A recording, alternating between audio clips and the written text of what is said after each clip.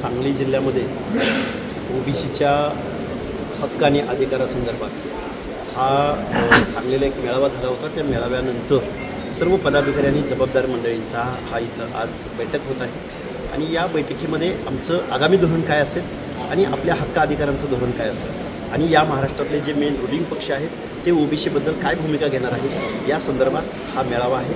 आणि हा मेळावा म्हणजे सांगली जिल्ह्याच्या राजकारणाला दिशा देणार आहे, अशा पद्धतीची आज आमची बैठक आहे। काल सुप्रियाताईंनी शिंदेशी बाहेर नाही असं बोललेलं आहे, त्यावर तुमचं काय?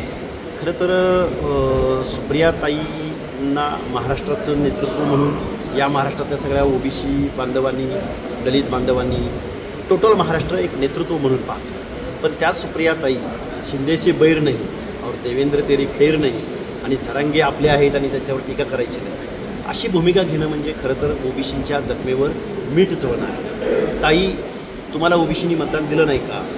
ताई, तुमच्या पक्षाचे जे काही खासदार निवडून आले त्या खासदारांना आम्ही ओबीसीनी मतदान केलं नाही का? आणि म्हणजे तुम्हाला ओबीसीचं प्रतिनिधित्व संपवायचं आहे का? ओबीसींचं आरक्षण संपवायचं आहे का? याचं स्पष्ट भूमिका सुप्रियाताईंनी घ्यावी, अन्यथा आम्ही सुप्रियाताई असो किंवा पवारसाहेब असो, आम्ही या सर्व लोकांना ओबीसी बांधव या महाराष्ट्रामध्ये येऊ घातलेल्या निवडणुकीमध्ये जाब विचारू। प्रकाश आंबेडकर, बच्चू कडू आणि संभाजीराजे यांनी काल पुण्यात तिसरी आघाडीची बैठक झाली। त्यांचा प्रस्ताव आहे, जमलं तर जरांगेंना त्यांनी प्रस्ताव देणार तिसरी आघाडी। तुमची भूमिका काय असणार? जर तुम्हाला तिसरी आघाडीत जर प्रपोज झाला तर तुमची भूमिका कशी असेल? हे बघा, जरांगे कुठं जात आहेत म्हणून आम्ही काही भूमिका घ्यायची असा विषय नाही। ओबीसींच्या हक्क आणि अधिकाराच्या संरक्षणाची जे जबाबदारी घेतील त्यांच्या बाजूने आम्ही ठाम। जरांगे कुठेही असो, जरांगे हे ओबीसी मधूनच आरक्षण पाहिजे असं जोपर्यंत म्हणतील तोपर्यंत आम्ही जरांगेंची बाजू घेणाऱ्यांच्या बाजूला अजिबात जाणार नाही।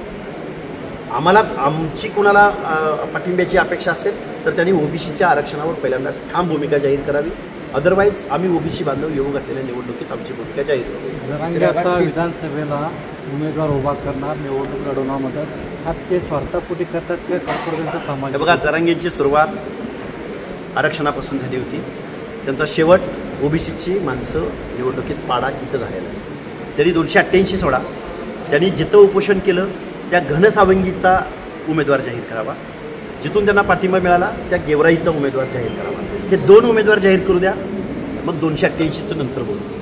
तिसऱ्या आघाडीने जर तुम्हाला पर्याय दिला, ओबीसी आरक्षण जर पर्याय दिला तर तुम्ही तिसऱ्या आघाडीवर जाणार? हे बघा, तिसरी आघाडी बरोबर कोणाला घेते हा मोठा प्रश्न आहे। ओबीसीच्या प्रश्नावरती जे बोलणार नाही, जे गुळमुळीत भूमिका घेत आहेत त्यांच्याबरोबर ओबीसी बांधव नसणार आहे।